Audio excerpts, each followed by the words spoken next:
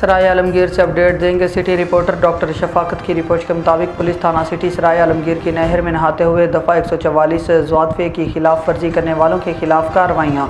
13 मुलजिमान गिरफ्तार। DSP सराय Alamgir circle doctor Mumtaz Ahmad Makan की ज़ेर निगरानी SHO थाना सिटी सराय आलमगीर सज्जाद आज़म भट्टी ने अपनी पुलिस टीम के हमरा हुकूमत पंजाब की तरफ से नहरों में नहाने पर आयद पाबंदी की खिलाफ वर्जी पर 13 मुलजिमान गिरफ्तार कर लिए।